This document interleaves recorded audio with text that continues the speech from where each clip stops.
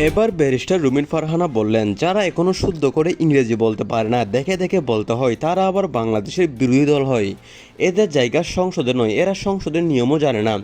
Barrister রুমিন ফারহানা কটাক্ষ করে বলেছেন, ব্রাহ্মণবাড়িয়া 2 আসনের স্বতন্ত্র সংসদ সদস্য ও সাবেক বিএনপির নেত্রী ব্যারিস্টার রুমিন ফারহানা জাতীয় নাগরিক পার্টি অর্থাৎ সমন্বয়কদের এনসিপি দলের শীর্ষ নেতাদের বিরুদ্ধে সরাসরি কঠোর ভাষার আক্রমণ করেছেন।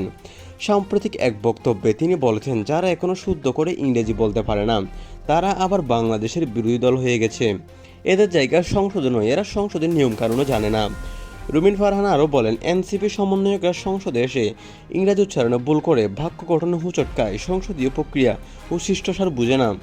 এমনকি তাদের দিকে দেখে দেখে সব বক্তৃতা পড়তে হয়। এমন অবস্থায় কিভাবে তারা দেশের সর্বোচ্চ ফোরামে বিরোধী দলের ভূমিকা পালন করবে? এটা জাতির জন্য লজ্জার বিষয়। যারা আন্তর্জাতিক মানের কূটনীতি, বৈদেশিক সম্পর্ক বা অর্থনৈতিক আলোচনায় অংশ নিতে পারবে না, তাদের সংসদে বসার যোগ্যতা কোথায়? এদের দিয়ে দেশের প্রতিনিধিত্ব হয় না, এদের হয় অপমান।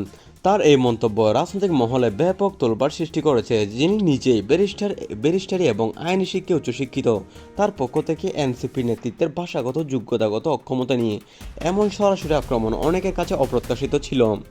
রুমিন ফারহানা আরও যোগ করেন, সংসদ মানে শুধু বাংলায় কথা নয়, এখানে আন্তর্জাতিক ভাষা, প্রোটোকল, রুলস, প্রসিডিউটর সব কিছু জানতে হয়। এরা যেসবের কিচ্ছু জানে না, তবু বিরোধী দলের নামে সংসদে বসে আছে। এটা দেশের জন্য বিপজ্জনক। এদিকে জাতীয় নাগরিক পার্টি এনসিপি এখনও পর্যন্ত কোনো ধরনের মুখ খোলেনি রুমিন ফারহানার এরকম বক্তব্যের প্রতিরূপে।